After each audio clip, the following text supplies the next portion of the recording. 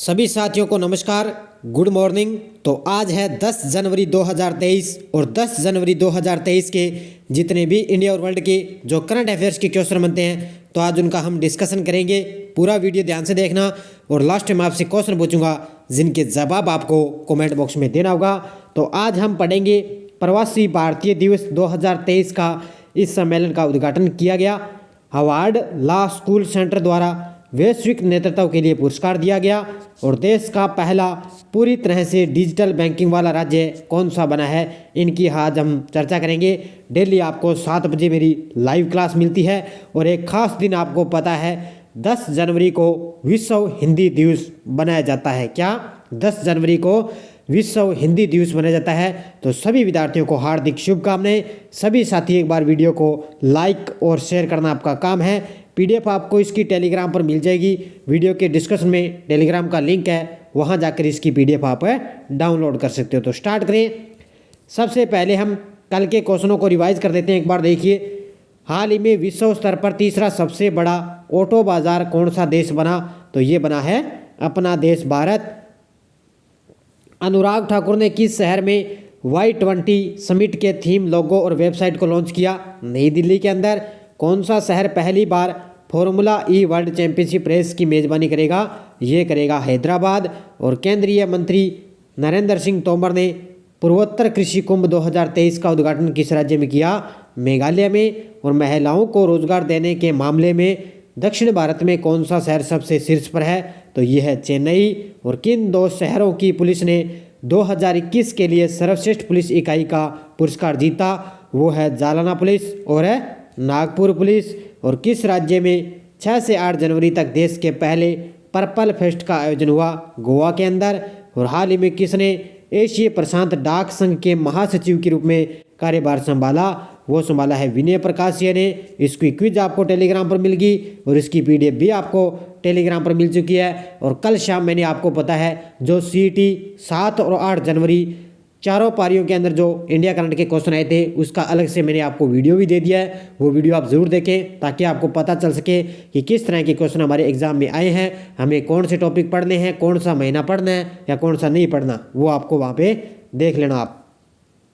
तो स्टार्ट करें आज की क्लास। पहला क्वेश्चन देखिए, पीएम मोदी ने प्रवासी भारतीय दिवस 2023 सम्मेलन का उद्घाटन किस शहर में किया है? अब जो सीईटी सीनियर का एग्ज़ाम होगा अगले मंथ, उसमें क्वेश्चन आपके लिए ये जरूर छपेगा कि प्रवासी भारतीय दिवस 2023 सम्मेलन अब की बार कहाँ पर किया गया? ये किया गया इंदौर मध्य प्रदेश। कहाँ पर है? इंदौर है मध्य प्रदेश। देखो, प्रधानमंत्री नरेंद्र मोदी ने मध्य प्रदेश के इंदौर में प्रवासी भारतीय दिवस 2023 सम्मेलन का औपचारिक उद्घाटन किया है।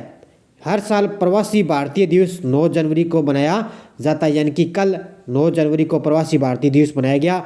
और इसमें कौन कौन शामिल थे ये देखो, एक तो थे अपने देश के मोदी जी और दूसरे थे सूरीनाम के राष्ट्रपति चंद्रिका प्रसाद संतोखी और तीसरे थे गुयाना के राष्ट्रपति इरफान अली ने मध्य प्रदेश इंदौर में 17वें प्रवासी भारतीय दिवस सम्मेलन में कमेमोरेटिव स्टाम्प जारी किया है। अब इनके नाम आपको याद रखने हैं। पूछा जा सकता है कि गुयाना के राष्ट्रपति भी इसमें शामिल थे और उन्होंने 17वां ये प्रवासी जो भारतीय सम्मेलन है वो इंदौर मध्य प्रदेश में अब की बार इसका आयोजन किया जाएगा।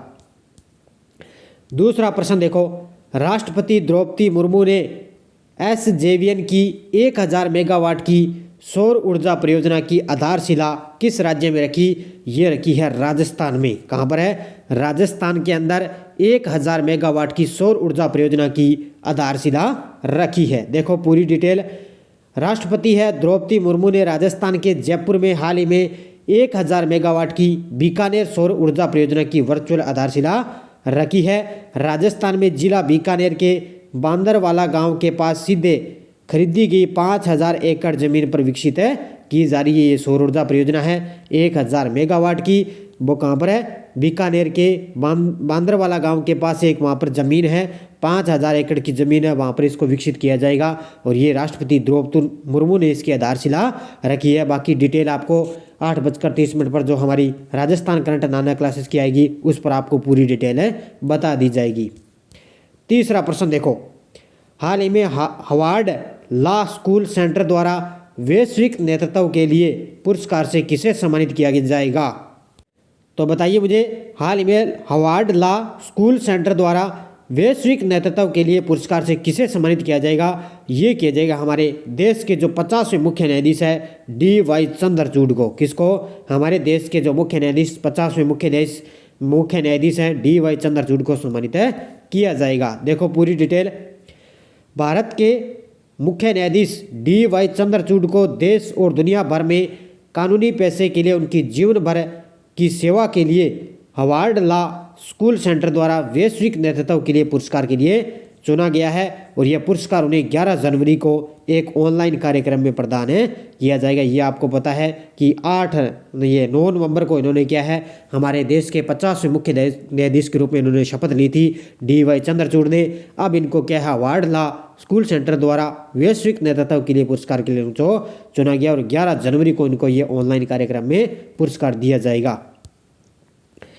चौथा प्रश्न देखो, हाल ही में अंतर्राष्ट्रीय पतंग महोत्सव 2023 किस शहर में शुरू हुआ है? हाल ही में अंतर्राष्ट्रीय पतंग महोत्सव 2023 किस शहर में शुरू हुआ? अहमदाबाद के अंदर। कहाँ पर हुआ ये? अहमदाबाद में। देखो गुजरात के मुख्यमंत्री भूपेंद्र पटेल ने 8 जनवरी को अहमदाबाद में अंतर्राष्ट्रीय पतंग महोत्सव 2023 का उद्घाटन किया है। कब है? 8 जनवरी को अहमदाबाद के अंदर। इसकी G20 थीम एक धरती एक परिवार एक भविष्य पर आधारित इस महोत्सव में 68 देशों के करीब 125 पतंग उड़ाने वाले हिस्सा लेंगे। तो 68 देशों के करीब यानी कि 125 पतंग उड़ाने वाले हिस्सा लेंगे और 8 जनवरी को इसका जो है उद्घाटन किया गया है अंतर्राष्ट्रीय पतंग महोत्सव का अहमदाबाद में। किसने? गुजरात के मुख्यमंत्री भूपेंद्र पटेल के द्वारा किया गया है। 5 नंबर प्रश्न देखो, किस देश ने अपना चिप्स अधिनियम पारित किया है? किस देश ने अपना चिप्स अधिनियम पारित किया?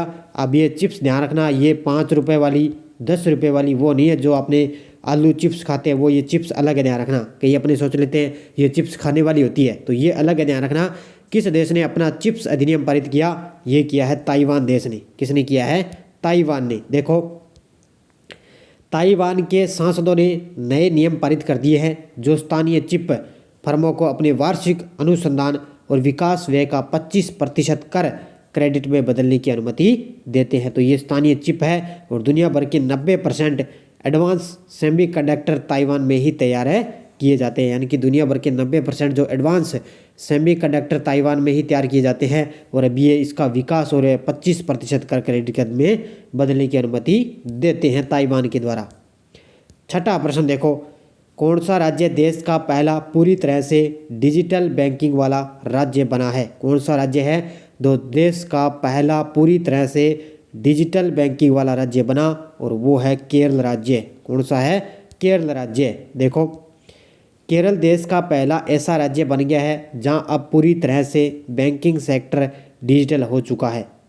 साल 2021 में त्रिशूर राज्य में पूर्ण डिजिटल बैंकिंग लागू करने वाला पहला जिला बन गया था। ये जिला याद रखना है, त्रिशूर है जो राज्य के अंदर पूर्ण डिजिटल बैंकिंग लागू करने वाला पहला जिला बन गया है। और राज्य कौन सा है? केरल ऐसा राज्य जहाँ पूरी तरह से बैंकिंग सेक्टर डिजिटल हो चुका है, यानी कि पूरे राज्य के अंदर बैंकिंग सिस्टम हो चुका है, यानी कि डिजिटल हो चुका है ये पूरी तरह से। कौन सा? केरल। और राज्य जिला पूछे तो त्रिशूर राज्य हो जाएगा।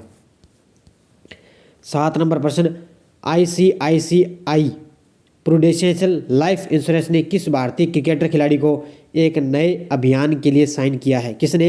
ICICI ने। तो ये किया है सूर्य कुमार यादव को। किसको किया है? सूर्य कुमार यादव को। देखो ICICI प्रूडेंशियल लाइफ इंश्योरेंस ने क्रिकेटर सूर्य कुमार यादव की विशेषता वाले अपने ICICI प्रूडेंशियल लाइफ इंश्योरेंस के साथ 360 डिग्री वित्तीय सुरक्षा डिजिटल प्रथम अभियान शुरू करने की घोषणा की है। बस ये आपको पूरी डिटेल इसकी याद रखनी है कि क्रिकेटर है सूर्य कुमार यादव, इनको क्या है अभी डिजिटल प्रथम अभियान शुरू करने की घोषणा की है। किसने? ICICI बैंक के द्वारा। 8 नंबर प्रश्न देखो, देश का पहला कोयला गैसीकरण आधारित तलचर उर्वरक संयंत्र किस राज्य में अगले साल 2024 में शुरू हो जाएगा? देश का पहला कोयला गैसीकरण आधारित तलचर उर्वरक संयंत्र किस राज्य में अगले साल 2024 में शुरू हो जाएगा? ये हो जाएगा, ध्यान रखना, किसमें? उड़ीसा राज्य में। कहाँ पर है? उड़ीसा में। देखो, केंद्रीय स्वास्थ्य और परिवार कल्याण और रसायन उर्वरक मंत्री हैं डॉक्टर मनसुख मांडविया ने कहा कि उड़ीसा में देश का पहला कोयला गैसीकरण आधारित तलचर उर्वरक संयंत्र अगले वर्ष अक्टूबर में तैयार हो जाएगा। अगले वर्ष यानी कि 2024 के अंदर अक्टूबर मंथ में ये तैयार हो जाएगा। कहाँ पर है? उड़ीसा के अंदर। अगला क्वेश्चन देखो, मनरेगा श्रमिकों को पेंशन प्रदान करने के लिए किस राज्य ने कल्याण बोर्ड का गठन किया है? मनरेगा श्रमिकों को पेंशन प्रदान करने के लिए किस राज्य ने कल्याण बोर्ड का गठन किया? तो ये किया है, ध्यान रखना, केरल ने। किस राज्य ने किया है? मनरेगा श्रमिकों को पेंशन प्रदान करने के लिए केरल राज्य ने कल्याण बोर्ड का गठन किया है। देखो पूरी डिटेल। केरल कैबिनेट ने चुनावी राज्य में महात्मा गांधी ग्रामीण रोजगार गारंटी योजना के तहत कार्यरत लोगों को पेंशन और चिकित्सा सहायता जैसे लाभ सुनिश्चित करने के लिए एक योजना को मंजूरी दी है। और ये आपके लिए लाइन बहुत ही महत्वपूर्ण है कि केरल देश में रोजगार गारंटी कार्यक्रमों को लाभार्थियों के लिए कल्याण बोर्ड बनाने वाला पहला राज्य बन चुका है। यानी कि देश का ये पहला राज्य बन चुका है केरल, जो क्या है, रोजगार गारंटी कार्यक्रमों में लाभार्थियों के लिए कल्याण बोर्ड बनाने वाला पहला राज्य केरल बन चुका है। ये लाइन आपके लिए महत्वपूर्ण है। अब देखो, पिछले वीडियो का क्वेश्चन क्या था? किस राज्य के मुख्यमंत्री ने दीदीर सुरक्षा कवच अभियान शुरू किया?